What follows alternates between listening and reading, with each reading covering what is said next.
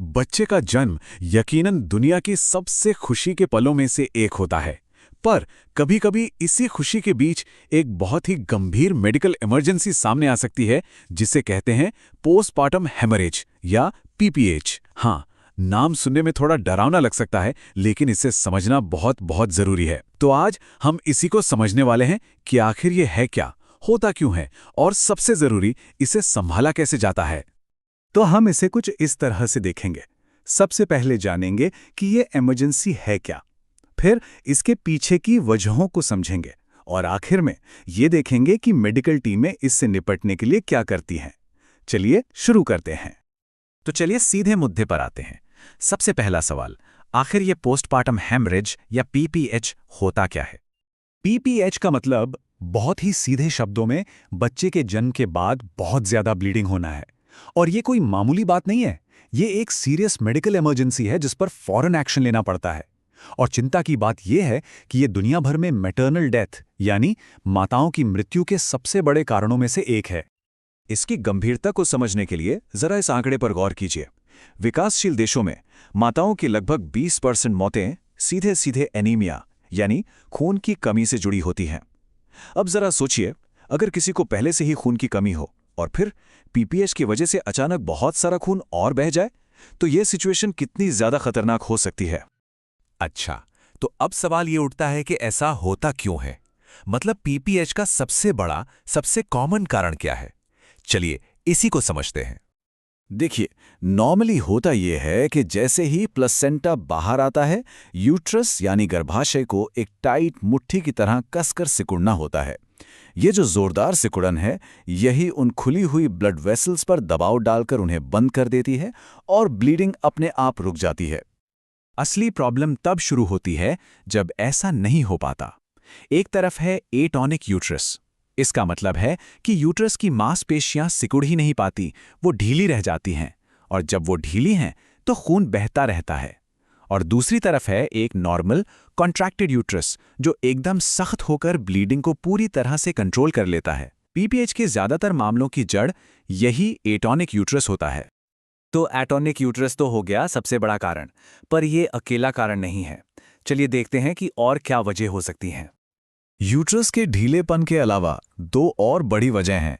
पहली है traumatic PPH. इसका मतलब है कि डिलीवरी के दौरान बर्थ कैनाल में कोई चोट लग गई हो, कोई टियर या कट।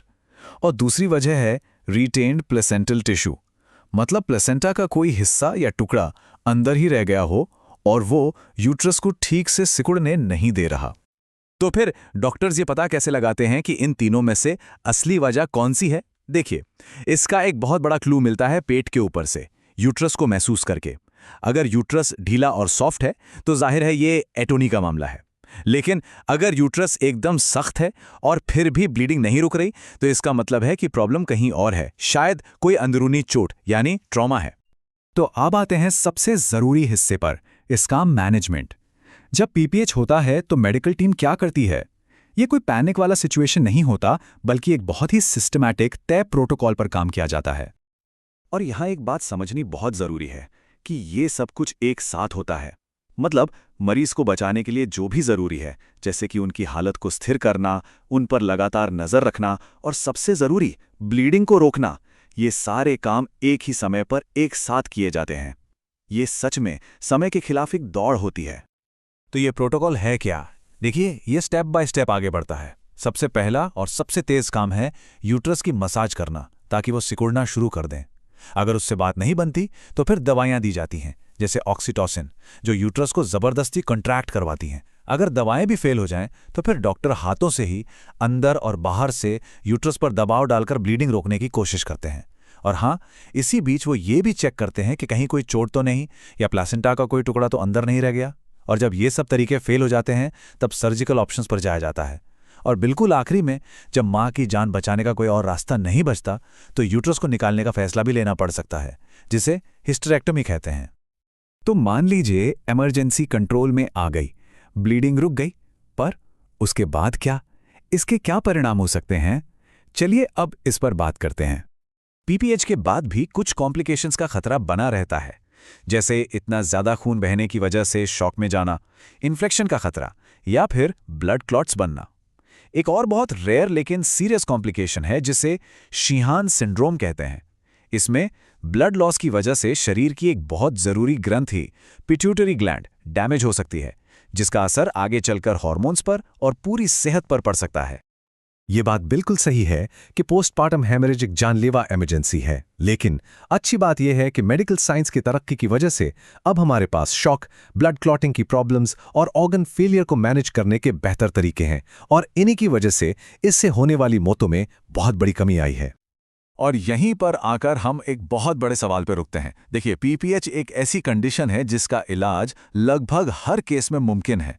तो फिर सवाल ये है कि आज भी ये दुनिया भर में माताओं की मौत का इतना बड़ा कारण क्यों है? शायद इसका जवाब हमें ये बताता है कि दुनिया के हर कोने में अच्छी मेडिकल सुविधा और ट्रेंड हेल्थ केयर वर्कर्स की मौजूदगी कितनी ज़्यादा ज़रूरी है।